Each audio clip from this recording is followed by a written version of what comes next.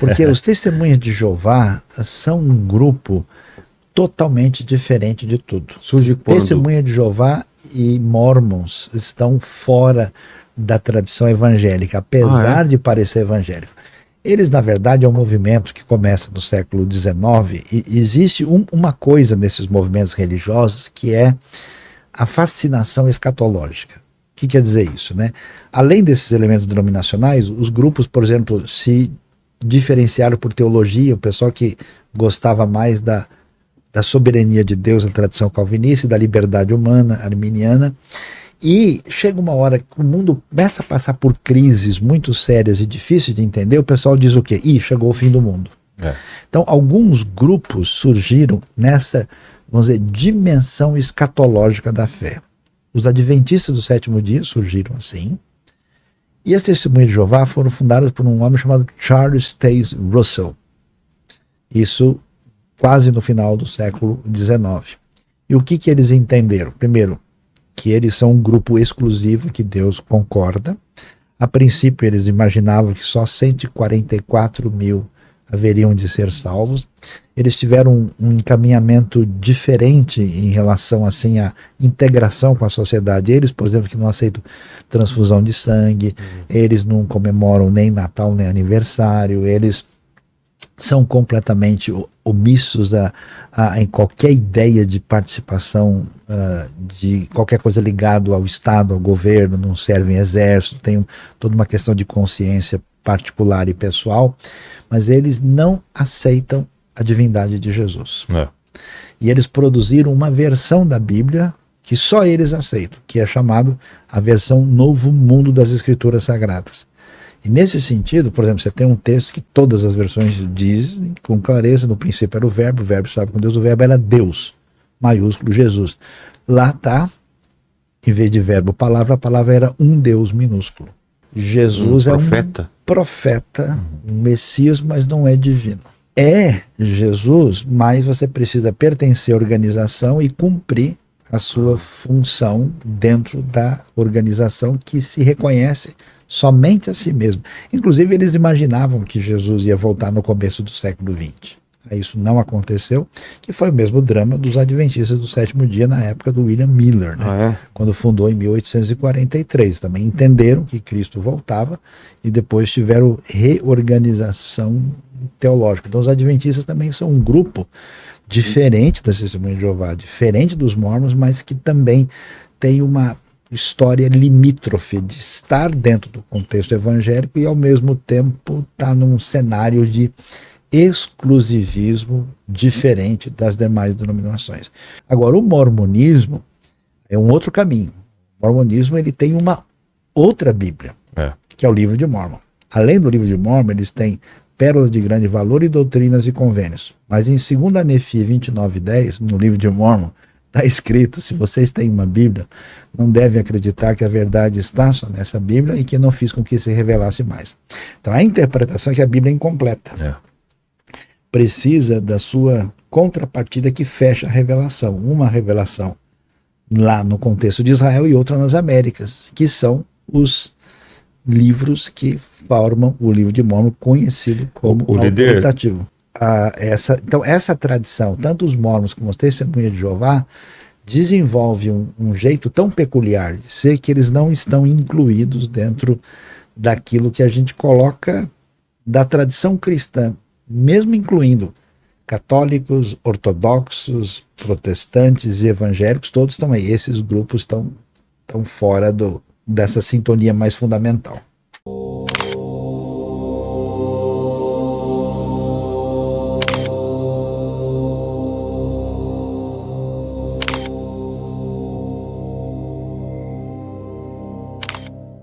Por trás dessas paredes brancas e portas fechadas, existem rituais que só alguns poucos iniciados conhecem. E o mistério aumenta porque é proibido filmar ou fotografar o que acontece lá dentro. Hoje, você vai descobrir a história e os segredos dos templos mormons. Por que eles são tão inacessíveis? O que realmente acontece nesses lugares? E por que a igreja guarda tanto mistério em torno deles? Para entender os segredos dos templos mormons, é preciso voltar no tempo. A Igreja de Jesus Cristo dos Santos dos Últimos Dias nasceu em 1830, sob a liderança de Joseph Smith. Desde o início, seus seguidores acreditavam que Deus havia restaurado uma verdadeira igreja, diferente de todas as outras denominações cristãs. Quando os Mormons foram perseguidos e finalmente se estabeleceram em Utah, liderados por Brigham Young, eles ergueram algo grandioso, o Templo de Salt Lake, que demorou mais de 40 anos para ser concluído. Para eles, esse templo não era apenas um prédio, era um portal entre o céu e a terra. Mas aqui está o detalhe mais curioso. Ao contrário das capelas comuns, onde os fiéis se reúnem para cultos semanais, os templos não são lugares de adoração pública. Eles são usados apenas para cerimônias especiais e secretas. E não é qualquer membro que pode entrar. O acesso exige um rigoroso processo de aprovação, incluindo entrevistas com líderes da igreja, pagamento do dízimo em dia e a chamada recomendação para o templo. Agora chegamos ao ponto mais misterioso. O que acontece lá dentro? Diferente das capelas, os templos mormons são usados apenas para cerimônias consideradas sagradas. Mas a palavra mais usada pelos críticos é outra: secretas. Entre os rituais mais importantes estão o batismo pelos mortos, a investidura e o selamento eterno. O batismo pelos mortos, por exemplo, é um dos mais polêmicos. Os fiéis acreditam que podem ser batizados em nome de pessoas que já faleceram, como se estivessem oferecendo uma segunda chance de salvação no além. Já a investidura é considerada uma das cerimônias mais enigmáticas. Nela, os membros recebem roupas especiais, fazem juramentos de lealdade e aprendem sinais e apertos de mão secretos que, segundo a doutrina, serão necessários para entrar na presença de Deus após a morte. Esses rituais têm tantos paralelos com sociedades secretas e até com a maçonaria que estudiosos acreditam que Joseph Smith, fundador da igreja, foi diretamente influenciado por ritos maçônicos. Não por acaso, símbolos como o olho que tudo vê e a estrela de Davi aparecem em diversos templos mormons. Outro momento central é o selamento, um casamento ou união familiar que, segundo a crença mormon, dura para sempre, não apenas até que a morte o separe, mas por toda a eternidade. É por isso que tantas famílias mormons consideram o templo o lugar mais sagrado de suas vidas. Mas o segredo em torno dessas cerimônias só aumenta a curiosidade e a desconfiança. Nenhum visitante comum pode assistir, e até mesmo membros da igreja podem ser barrados se não estiverem em plena dignidade espiritual. Muitos críticos perguntam, se é algo tão divino, por que tanto segredo? Por décadas, mormons que participaram da investidura lembram que eram ensinados a nunca revelar o que viram ou ouviram, sob risco de consequências espirituais severas. Alguns falam até de antigos ritos que envolviam gestos simulando mortes, algo que a igreja mais tarde suavizou, mas que ainda causa polêmica. As críticas não param aí. O batismo pelos mortos, por exemplo, já gerou escândalos quando descobriu-se que membros da igreja realizaram cerimônias em nome de figuras como Anne Frank e até vítimas do Holocausto, sem o consentimento das famílias. O caso gerou revolta internacional e obrigou a igreja a pedir desculpas. Além disso, os templos costumam ser vistos como símbolos de exclusividade. Imagine uma família onde apenas alguns membros recebem a recomendação para entrar. Nos casamentos e selamentos, quem não for considerado digno fica do lado de fora, sem poder assistir. Para muitos, isso cria dor, divisão e até traumas. E essas práticas levantam uma questão incômoda. Será que os templos são realmente um lugar de encontro com o divino, ou uma forma de controle sobre os fiéis? Os templos mormons permanecem entre os lugares mais secretos do planeta. Para os fiéis, eles são portais para a eternidade, locais sagrados onde almas se conectam com Deus e famílias são unidas para sempre. Para os críticos, são símbolos de exclusividade, mistério e até controle. O que acontece dentro dessas paredes é, até hoje, um segredo guardado a 7 chaves. Juramentos, rituais e símbolos permanecem desconhecidos para a maioria do mundo. E talvez seja exatamente isso que alimenta o fascínio. Quando algo é proibido, torna-se ainda mais atraente. A pergunta que fica no ar é simples, mas profunda. Se a espiritualidade é algo que deveria ser acessível a todos, por que tanto segredo? Se a fé é baseada no amor e na união, por que existe tanta exclusividade e ritual escondido? Talvez nunca saibamos todos os detalhes. Mas uma coisa é certa: os templos mormons são mais do que prédios de pedra e vidro. Eles são símbolos de fé, mistério e poder. Então, como eu disse, enquanto eu estava lá, tudo parecia fazer sentido, tudo parecia muito bonito. Mas hoje, quando eu olho para trás, eu me lembro, por exemplo, de ter batizado o meu avô, que já faleceu, como um batismo por ele. E eles fazem isso nos templos, só nos templos, não fazem nas igrejas mormon. Eles fazem nesse templo que tem aqui em São Paulo, tem um templo em Campinas, que é aquele que tem um anjo com uma trombeta de ouro na ponta. É só lá que acontece esse tipo de coisa. Tem muitas coisas que só acontecem dentro do templo. Inclusive tem coisas que acontecem lá dentro que ninguém sabe. Teve coisas que a minha mãe e meu pai fez lá que eles não podiam me contar o que eles faziam. Mas uma das coisas que eu fiz lá foi batizar o meu avô que já havia falecido. Como se o meu avô tivesse uma segunda oportunidade por não ter conhecido a plenitude da verdade, que é o que a Igreja de Mormon prega, e essa plenitude da verdade que te leva à condição de salvo. Então, meu avô não teve essa oportunidade, talvez porque o missionário não chegou até ele, talvez porque ele ouviu, mas não deu muita bola enquanto estava vivo.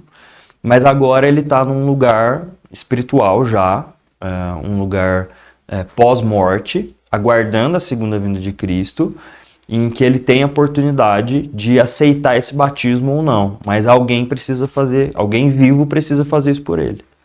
Precisa ser batizado para que ele possa, lá onde ele está, ter essa oportunidade de ser salvo, de aceitar e de crer na plenitude da verdade. Lá eles entendem que existe o reino telestial, terrestrial e celestial. E no reino terrestrial seria um lugar onde as pessoas que não foram completamente depravadas, não foram para o inferno, que seria para nós, elas estão, que é um reino mediano ali, é um lugar onde eu lembro da minha mãe muito falando disso, Jesus vai visitar de vez em quando lá. Então eles entendem essas subdivisões do mundo espiritual. E tem muitas informações a respeito do mundo espiritual. Por exemplo, na visão deles, você escolheu antes de nascer a família que você pertenceria. E você não se lembra disso porque você passou por um véu do esquecimento. Então você veio já escolhendo essa família, está nessa família, e vai permanecer com essa família por toda a eternidade, né? Eles têm uma visão do domingo muito levada, acho que até muito influenciada pelo como o judaísmo vê o sabá, o sábado. O domingo você não pode lavar a louça na sua casa. O domingo é de descanso. A única coisa que você faz no domingo é ir à igreja no domingo pela manhã. E a igreja é só domingo de manhã, não tem cultos à noite. E o período da tarde ali para a noite no domingo é para você ter a oportunidade, se você quiser fazer alguma coisa, que é para descanso, mas se você for fazer algo, é para visita familiar. Geralmente o bispo da igreja vai te convidar e você vai com ele e vocês vão fazer visitas para os irmãos da igreja, nas casas dos irmãos da igreja, no domingo à tarde até o período da noite. E aí essas visitas se configuram um contexto meio pastoral mesmo, né? Mas que você não seja pastor, você vai acompanhar o bispo e você vai cuidar dessa família, para dar como eles estão, querer saber como eles estão. Então, eles têm uma visão do domingo assim, muito forte, né? E se isso é quebrado, é um problema, né? Você não pode fazer compras no domingo, você não pode fazer muitas coisas que geralmente a gente faz naturalmente no domingo, né? Você tem que se organizar até sábado, com as suas compras, com o almoço que você for fazer no domingo, né? Além disso, tem essas visitas aos templos, que para você visitar um desses templos, né, você tem que passar por uma entrevista pelo bispo. O bispo precisa saber como é que você está, como é que está a sua vida, como é que estão as suas práticas, e aí você vê se está apto. O bispo dá o aval para você saber se você pode vir ao templo. No templo você veste uma roupa branca, toda branca, você anda de branco lá dentro. Tem salas que você pode entrar, salas que você não pode entrar, tem coisas específicas que você vai fazer lá, e isso é muito forte, né? Inclusive, não é qualquer um que pode entrar no templo. Inclusive, no governo mesmo, assim.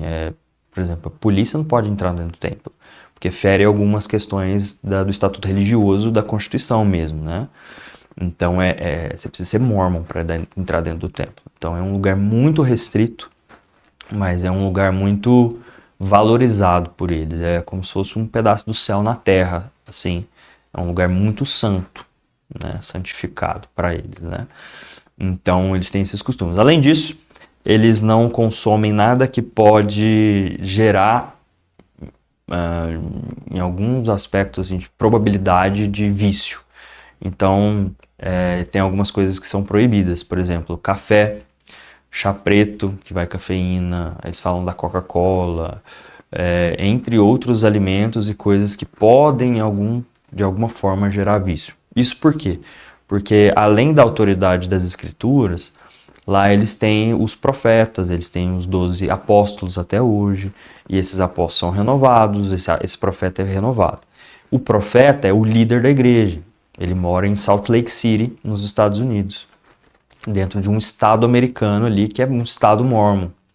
E esse profeta, ele ainda traz revelações, ele ainda atualiza a doutrina, e a voz desse profeta é como se fosse a voz de Deus para eles, porque ele é instituído. E então, ao longo dos anos, eles entendem que as escrituras, por exemplo, não vão falar sobre rede social, sobre internet, sobre coisas atuais, digamos assim. E que esse profeta precisa trazer orientações. E essas orientações viram mandamentos.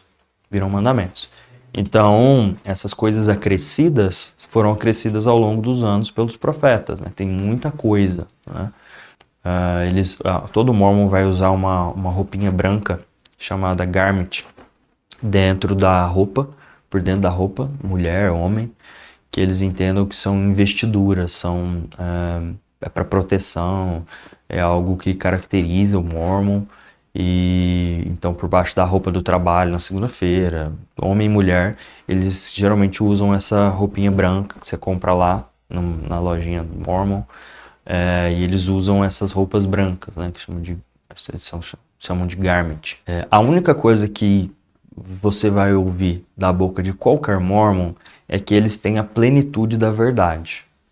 Não quer dizer que outras igrejas não tenham a verdade ou partes da verdade, mas eles têm a verdade completa, justamente por causa dos livros a mais que eles têm como autoridade e divina na visão deles. O livro de Mórmon, Doutrina e Convênios, Pérola de Grande Valor, que são literaturas e livros acrescidos e que trazem narrativas, mais histórias a respeito do povo de Deus, né? O livro de Mórmon, por exemplo, é um livro onde você tem a história de duas grandes tribos, né? Os Nefitas e os Malaquitas, se não me engano, que eles, ao longo da história, tiveram também encontros com Deus, coisas que aconteceram com Deus, com esse povo. E, inclusive, quando Jesus morre e ressuscita e depois ele ascende ao céu, em algum momento depois ele aparece para essas tribos. E o ponto é que essas tribos estão na América. Então, Jesus é como se Jesus tivesse aparecido e feito algumas coisas no continente americano. E é aí que vem que a América, o continente americano, é como uma nova Jerusalém. É a partir do continente americano, é a partir da América, que Jesus vai voltar e vai reinar. E aí tem gente que extrapola isso, que vai dizer que Jesus, por exemplo, vai reinar a partir de Washington, na Casa Branca, nos Estados Unidos. Entende? Então, e aí tem mais falas de Jesus no livro dos Mórmons, tem mais instruções de Jesus no livro dos Mórmons. Então eles entendem que faltou coisa, né? Faltou coisa na Bíblia. Jesus fez mais coisa, apareceu em outro lugar, tem mais ensino, tem mais coisa. Acaba que, de forma intuitiva e talvez até inconsciente, eles estejam propagando claramente que eles são a igreja verdadeira, a igreja que tem a plenitude da verdade, a igreja salvífica, Então acaba sendo sectário. Eles podem não pregar isso, e de fato você não vai ouvir eles falando isso, como outras igrejas, só aqui que você é salvo. Mas, a partir da sua doutrina, a partir do que é ensinado, isso fica meio que subentendido. É uma igreja sectária. Eles ficam preocupados quando você sai da igreja, né? Diferente da gente, que uma pessoa veio de uma Assembleia de Deus, de outras denominações, dependendo da denominação, a gente aceita o batismo na igreja presbiteriana, enfim, e outros contextos também.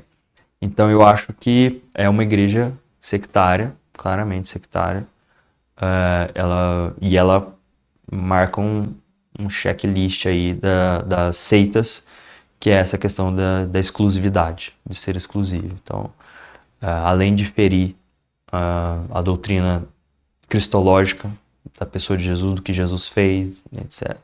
Então, assim, por isso que a gente entende ela como uma seita hoje. Porque ela, quando a gente olha para as seitas, a gente vê que existe um checklist das seitas.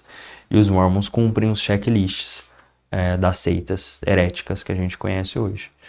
Então eu acho que é uma igreja que acaba sendo sectária.